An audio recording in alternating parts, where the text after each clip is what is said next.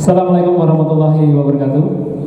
Perkenalkan, saya Iswahyudi dari SMA Negeri 1 Banyudono. Saya adalah peserta calon guru penggerak Angkatan 4 Boyolali.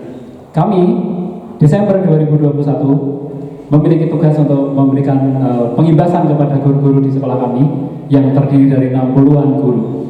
Kami di sini akan memaparkan beberapa materi di modul 1 dari 1.1 sampai dengan 1.4.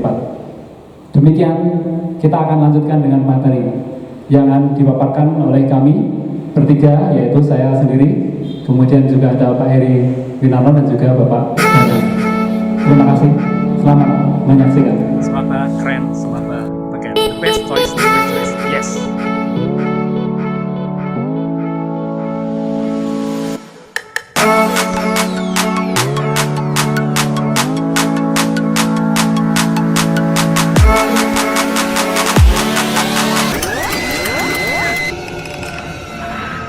Assalamualaikum warahmatullahi wabarakatuh.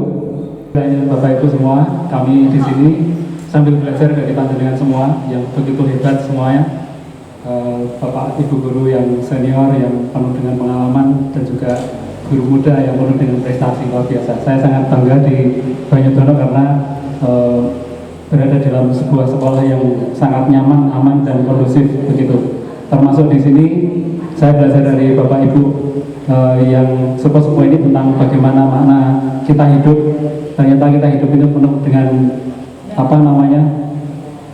bahwa kita harus mendekatkan diri kepada Allah Subhanahu wa Ta'ala dengan meningkatkan ibadah dan sebagainya. Saya review sedikit tentang saya masuk Banyudono mempertebal keimanan saya sehingga saya tidak mudah mendapatkan godaan dan tergoda. Tapi saya bergerak dan menggerakkan. Gitu.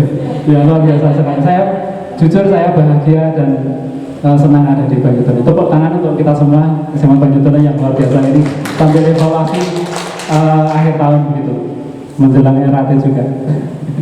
Enggak ya. Terus kemudian ini Bapak Ibu, saya sedikit menampilkan apa yang kita dapatkan di LMS begitu. Kami masih miskin ilmu sehingga kami ingin belajar dengan Bapak Ibu semua. Jadi dalam guru penggerak ini ada LMS begitu. Kita masuk di sini, kemudian ada diklat dan sebagainya.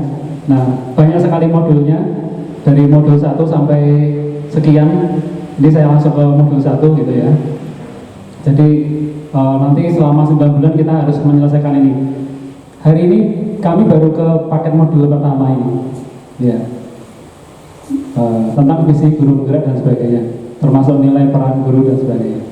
Nah, karena tadi pengennya cepat ya kita percepat begitu.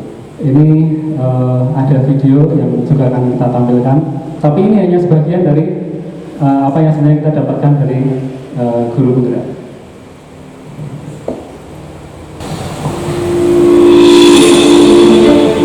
Salam berbahagia Bapak Ibu calon guru penggerak.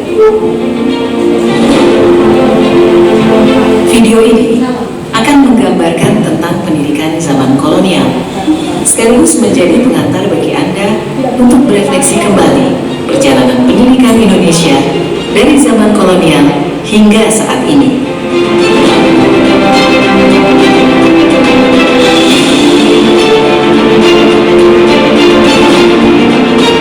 Tahukah Anda, pada tahun 1854, beberapa bupati menginisiasi pendirian sekolah-sekolah kabupaten, tetapi hanya untuk mendidik calon-calon pegawai.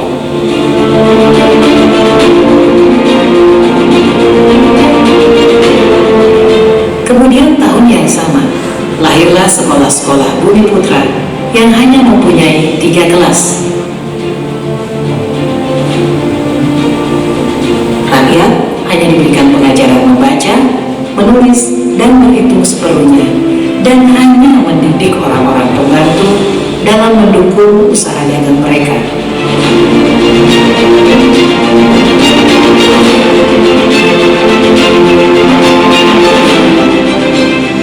Pemerintah Hindia Belanda memberikan kelonggaran kepada para calon mudir dokter Jawa untuk mendapatkan pendidikan dan pengajaran. Namun, tahukah Anda mengapa?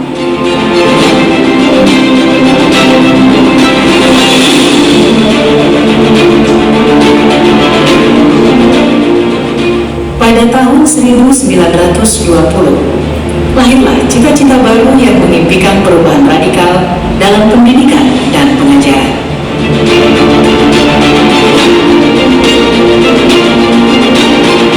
Dan pada tahun 1922, lahirlah Taman Siswa di Yogyakarta sebagai sebuah gerbang emas kemerdekaan dan kebebasan kebudayaan bangsa. Taman Siswa ada sebagai jiwa rakyat untuk merdeka dan bebas.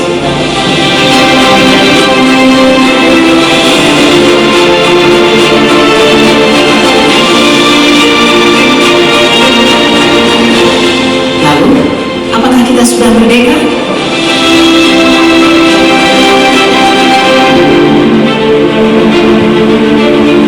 Video ini adalah pengantar menuju video kedua, Filosofi Pendidikan Ki Hajar Dewantara.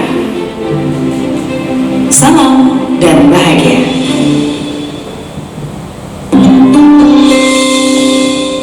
Ya, Bapak Ibu, sebenarnya videonya masih banyak sekali. Nah, ini saya mau di awal tampilkan apa enggak, tapi mungkin nggak bisa. Ya, cukup aja. Kemudian apa namanya? Jadi Bapak Ibu, yang perlu kita sampaikan bahwa di dalam filosofi Ki Hajar Dewantara ini adalah bagaimana kemudian kita menjadi penggerak dalam pendidikan di Indonesia. Ya, sebenarnya banyak sekali yang mau kita sampaikan. Seperti ini aja. Pendidikan di masa lalu itu adalah bertumbuh bagaimana kemudian anak itu kita didik dan kita latih. Tetapi dalam guru penggerak ini ternyata tidak seperti itu.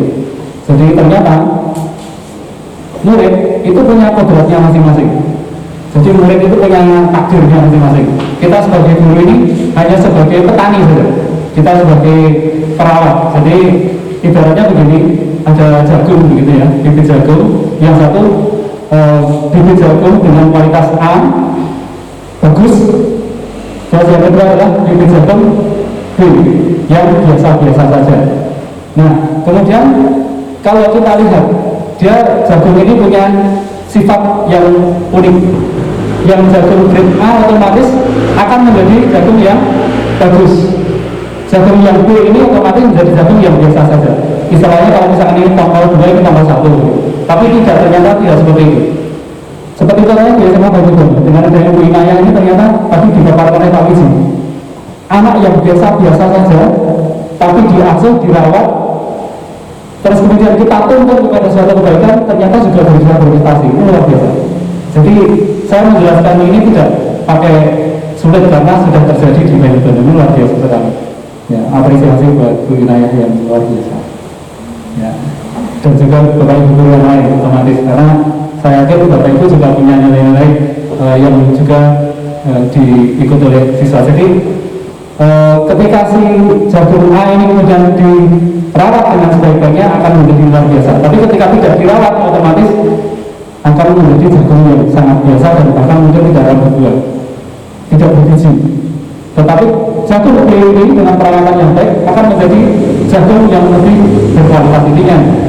Kemudian itu teori tentang tukang tabula rasa, bahwa ternyata anak itu atau murid itu punya nasib sendiri dan dia bukan terbentuk dari batu kosong. Jadi bukan dari batu tulis yang kosong. Kalau teori tabula rasa ini Mbak Evi tahu mungkin ya, psikologi, bahwa sebenarnya anak itu sudah dituliskan takdirnya, tapi enggak. Kalau versinya si Ki Hajar Dewantara itu bahwa ternyata semua orang itu sudah punya takdirnya, tapi masih tertulis dengan sangat halus sekali, masih belum nampak di situ. Tugas kita sebagai guru adalah menebalkannya. Terus kemudian berkaitan dengan sekolah ramah anak, Bapak Ibu, ternyata program itu sesuai dengan program di guru penggerak. Istilahnya adalah menghamba pada murid.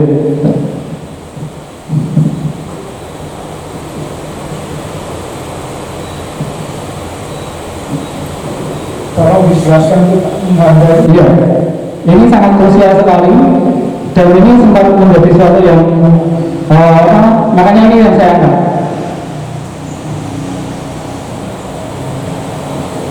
ternyata ilmunya si Ki Hajar Dewantara ini lemah Bapak Ibu, dalam sekali filosofinya. Selama ini tenggelam, tidak begitu diangkat, mungkin karena ini lah, salah satunya adalah dengan kata-kata menghambat pada murid ini yang sangat kontradiktif atau bahasanya apa namanya. Jadi bukan kontradiktif juga ya. Kalau saya kontradiktif. Ya, bahasanya apa namanya menghambat pada murid. Ya, memang ini satu istilah yang akan kita sampaikan di sini. Saya juga sempat kaget dengan istilah menghambat pada murid begitu. Jadi profilnya Ki Hajar Dewantara dulu. Ki Hajar Dewantara itu tidak pernah menulis buku atau belum pernah menulis buku, sehingga akhirnya teori-teorinya itu hanya bersifat istilahnya saling suara. Jadi Ki Hajar Dewantara itu tidak banyak dipublis di dalam kuliah, sekolah dan sebagainya karena bersifat lisan. Mungkin ini pelajaran berharga kita semua. Kalau ada pemikiran berarti ditulis. Nah, menghambat pada murid ini juga bersifat lisan. Akhirnya kita harus menjelaskan dengan filosofi yang mendalam. Jadi masuk dari menghambat pada murid ternyata tidak seperti menghambat pada Tuhan, gitu. Bukan. Jadi di sini ternyata intinya adalah pendidikan itu berpusat pada murid. Jadi murid itu adalah segala sesuatu yang ada pada kita semua. Ini termasuk, misalnya ini Pak Wiji ini luar biasa ini. Sawatra itu benar-benar kalau bahasanya guru penggalan itu menghambat pada murid. Kalau bahasa kita berpusat pada murid. Sehingga pembangunan ini kan kelas, sarana prasarana sebagainya itu memang untuk murid semua. Untuk kita itu ya sebetulnya. Jadi Pak Joko, tadi pertanyaan bagus sekali. Apa makna dari menghambat pada murid? Intinya adalah bahwa kita ini di sini sebagai orang tua yang harus memperhatikan murid dengan segenap hati kita. Kita harus menyadari karakter anak, sifat anak, kemudian bakat anak, dan juga kemampuan anak, dan juga berkaitan dengan potensi-potensi diri mereka. Jadi nilai-nilai yang ada pada anak itu adalah bentukan dari diri anak sendiri. Nah, kita sebagai guru itu membimbing, mengarahkan pada hal yang positif dan menjaganya dari godaan-godaan eksternal yang negatif. Ini dari teori William Grisel itu sudah mendukung sekali dengan apa yang dibicarakan oleh Ki Hajar Dewantara ini. Bagaimana kemudian siswa atau murid itu maju itu bukan karena gurunya, tapi siswa maju itu pertama kali adalah dari diri siswa sendiri. Saya sering melihat Bu Ina yang mendidik anak-anak yang mau lomba, itu ternyata yang ditanya adalah tentang apa komitmen Anda. Benar nggak Anda mau juara? Benar nggak mau menang? Kalau mau menang ya saya hanya bisa memberikan masukan, tapi yang bekerja adalah kamu. Ini luar biasa. Ya itulah. Dan kemudian kemarin terakhir berkaitan dengan restitusi, ternyata kita ini harus mengarahkan murid pada nilai dan norma yang ada, tapi tidak dengan sebuah tindakan menghukum. Nah, ini yang harus kita perhatikan juga di sekolah kita ataupun yang lain. Mungkin tindakan-tindakan yang menghakimi anak, menyalahkan anak, kemudian memberikan dukungan kepada anak, terutama yang fisik-fisik, disuruh lari, disuruh lepas sepatu, disuruh push-up dan sebagainya, itu merupakan paradigma yang lama. Sedangkan bahasa menghambat pada murid atau pembelajaran yang berpusat pada murid ini lebih cenderung pada sebuah komitmen bagaimana anak tersebut menyadari diri untuk mencapai kemajuan. Jadi kita harus benar-benar menggali potensi anak, sehingga akhirnya guru itu tidak sebagai seorang yang superior di atas murid begitu, tapi guru adalah teman, mitra yang akan membawa murid kita pada suatu kodrati alamnya, kodrati dirinya ya. Jadi anak ini punya kodrat sebagai apa? Kita banyak lihat siswa-siswa kita ini yang datang ke sekolah, beberapa kali saya amati gitu ya, bapak ibu guru pangkling gitu. Misalkan siapa ya kemarin datang itu, ya atau mungkin yang kemarin divideokan ada menjadi polisi dan sebagainya. Ternyata di SMA dulu itu biasa-biasa saja. Tapi begitu dia mencapai kedewasaan umur, lulus, dia punya karakter yang baik, yang dulu LKS atau tugas atau apa ulangannya jelek, dan merasa apa ya bahwa siswa ini masih biasa saja, tapi ternyata setelah kuliah dia menemukan kodratinya, menemukan jati dirinya, menjadi orang yang berkarakter luar biasa. Menghormat kepada guru, datang dengan saling, bahkan ada yang berhubungan, kemudian menceritakan bagaimana kuliahnya yang baik, atau menceritakan bagaimana dia bisa bekerja dengan baik. Ini luar biasa. Bapak Ibu, kandungan dan kita semua adalah guru-guru yang baik, guru-guru hebat yang telah membawa siswa kita semua itu kepada akhlak yang baik. Saya serius di SMA Bangkitun ini mulai karakter religiusnya sangat luar biasa. Terima kasih buat Pak Joko, Pak Badi dan sebagainya yang luar biasa memberikan pembelajaran kepada kita semua. Dan juga Bapak Ibu semua itu luar biasa, mendidik dengan hati, mendidik dengan perhatian. Itu baik. Karena waktu mungkin ada pertanyaan lain. Mungkin ya Pak Joko, dengan segala kerendahan hati saya hanya bisa menjawab bahwa mengenai pada murid bukan berarti kita menghambat murid, tapi murid adalah sebuah subjek pembelajaran. Murid bukan objek, tetapi dia adalah pelaku pembelajaran. Biasakan untuk diskusi, biasakan untuk bertanya, biasakan untuk memberikan kesempatan kepada siswa untuk berpendapat dan juga tampil di depan kelas. Itu ya. Terima kasih Pak. Jadi terima kasih Pak Is, mungkin bisa menambahkan. Bapak Ibu guru semuanya, sebenarnya pertanyaan tentang kata menghamba pada murid itu menjadi pertanyaan semua orang, termasuk ketika loka 1 itu dari pengawas pun menanyakan dan tidak setuju. Dan ketika webinar kelompok yang angkatan 4 itu ditanyakan lagi dari rekan dari provinsi lain, tapi memang itu sudah kesepakatan dari atas. Istilah yang dipakai adalah istilahnya Ki Hajar Dewantara, menghamba. Menghamba di sini bukan dalam artian panjenengan mau ke kelas terus musuh ke tasnya anak-anak, buku-bukunya anak-anak dengan sunggi moronin kelas, enggak. Tapi menghamba di sini adalah mencurahkan segenap perhatian,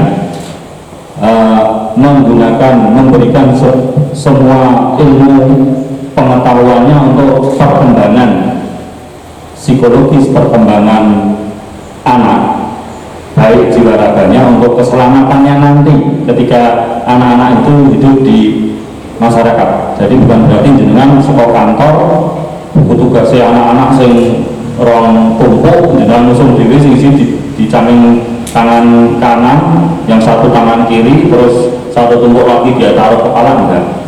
Cuma yang dicurahkan adalah perhatian, ilmu pengetahuan panjenengan, terus seluruh pemikiran panjenengan dicurahkan kepada anak, agar murid-murid kita itu nanti menjadi anak-anak yang selamat di masa depannya sebagai manusia dan sebagai anggota masyarakat. Jadi bukan berarti kita mundur-mundur terus pedih kalau anak itu enggak, anak salah enggak berani menegur, bukan seperti itu. Termasuk kita menegur itu berarti kita mencurahkan perhatian kita kepada anak. Kita menegur, kita ngilingi anak itu berarti sudah menghamba pada anak. Demikian mungkin tambahan dari saya. Selanjutnya kayaknya cukup banyak. Terima kasih. begitu Bapak Ibu. Dan satu hal lagi bahwa sebenarnya tujuan dari pembelajaran kepada murid ini bahagia setinggi-tingginya ya. Ya, selamat dan bahagia setinggi-tingginya. Ini yang menjadi tujuan visi dari guru pembelajaran itu adalah membawa semua guru siswa pada selamat bahagia setinggi-tingginya. Dan kemudian satu budaya positif lagi Pak tentang inquiry apresial, bahwa kita harus selalu positif thinking, harus melihat segala sesuatu itu dari optimis begitu. Jadi siswa ini punya potensi, bukan dari pesimisnya, bukan dari hambatan-hambatan. Oh siswa ini inputnya kurang, dari siswa SMP-nya nilainya jelek, terus siswanya bandel, enggak gitu. Tapi kita lebih cenderung ke melihat bagaimana mencari celah positif dari siswa. Namanya adalah inquiry apresial. Itu lagi ya. Pak Eri, terima kasih buat semuanya, terima kasih. Kalau ada pertanyaan masih bisa kita jawab kalau kan kita mampu. Mungkin bisa beratensi agar lengkap di sini, tidak hanya paparan tapi juga ada pertanyaan dan jawaban. Mungkin sekitar 10 menit boleh. Oke, monggo.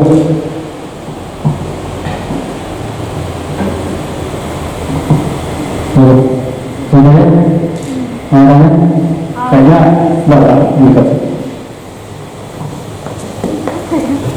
Apa itu inquiry appraisal, Pak? Iya. Banyak ya? Baik, terima kasih. Saya mendapatkan banyak sekali pengetahuan baru, istilahnya tadi ya, sama terkait dengan materi penghambatan dan murid. Ini ada beberapa hal yang kemudian dicatat dan yang menarik perhatian saya itu adalah bagaimana menerapkan inquiry appraisal itu dalam pembelajaran. Udah tadi. Ini pertanyaannya sederhana tapi sebetulnya. Jadi inquiry, mungkin Bapak Ibu sering mendengar kata inquiry. Siapa yang mendengar yang biasa inquiry? Inquiry. Apa itu? Inquiry. Apa namanya? Kalau yang setahu saya itu kayak mengajak anak untuk menemukan dan membangun pengetahuannya sendiri. Jadi inquiry itu artinya adalah keingintahuan. Ini apa? Jadi keingintahuan tentang sesuatu itu namanya inquiry. Jadi misalkan ada kalau ini gitu ya, ini berarti ini mengambil apa saja itu inquiry. Jadi keingintahuan itu adalah inquiry. Nah, kemudian apresiasi itu melihat dari apresiasi. Jadi kita mau tahu tentang anak tapi dengan apresiasi yang ada pada anak. Misalkan ada siswa kita di kelas 10, Pak Heri juga sering memberikan amanah kepada anak ini. Namanya tinggi besar, kemudian mau ikut voli gitu ya. Wah, itu kan lihat positifnya. Oh ini anak ini positifnya adalah badannya besar gitu atau tinggi. Kemudian kita punya pertanyaan nih, kira-kira apa yang bisa dikembangkan untuk anak ini? Oh ternyata bukan voli, nah gitu kan dari Pak Heri. Tapi itu ternyata cocoknya adalah di basket. Sekarang jadi atlet basket ya, si Mas Dina kalau tidak salah. Iya, jadi itu jadi itu apresiasi itu lebih cenderung pada mempertanyakan, ingin tahu lebih mendalam tentang murid, tentang siswa ini. Dia punya hal positif apa? Bukan hal negatif. Kalau sering kan kita lihat adalah punyamu yang hebat siapa? Ternyata hebatnya adalah yang sebenarnya belum selesai. Ini biasanya menjelang penilaian begitu. Apa sama data kita? Siswa ini belum menyelesaikan tugas. Apakah di tempatmu sama? Nah kalau yang di inquiry appraisal ini adalah cenderung melihat nilai-nilai positif. Kita ingin tahu siapa ini, tapi dengan pandangan yang positif. Gitu. Betul. Jadi dalam belajar yaitu seperti yang sedang melaksanakan kemarin, saya sering lihat gitu ya. Bagaimana dengan membimbing siswa ternyata lihat potensi anak yang bisa apa, kemudian dikembangkan ya. Kemarin saya bisa kasih bola ya. Bola kemampuannya adalah membuat nyaman.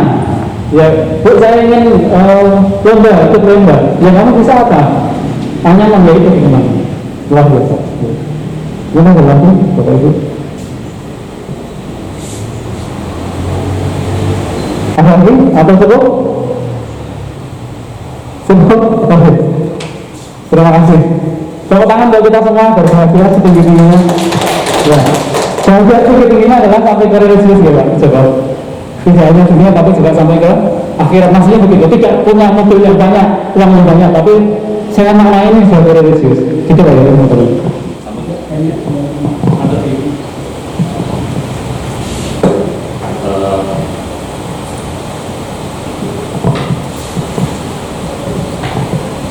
Terima kasih Pak Is. Mungkin cukup cuma untuk melengkapi saja untuk alur mewujudkan anak yang inquiry apresiatif tadi. Kita mengenal yang namanya Bagja. Yang pertama buat pertanyaan, 2 ambil pengetahuan, 3 gali mimpi si anak, 3 jabarkan rencana, 4 atur eksekusi. Mohon maaf karena nanti masih ada sosialisasi lagi dan Pak Bana belum hadir di sini. Mungkin nanti untuk seri mendatang kami akan mengadakan sosialisasi lagi terkait dengan Bagja budaya positif dan lain sebagainya. Demikian yang bisa kami sampaikan. Mohon maaf apabila kami bertiga masih banyak kekurangan. Dan saya ucapkan terima kasih. Kita akhiri pertemuan pada siang hari ini. Kita tutup bersama-sama dengan bacaan hamdalah. Alhamdulillahirabbil alamin. Assalamualaikum warahmatullahi wabarakatuh.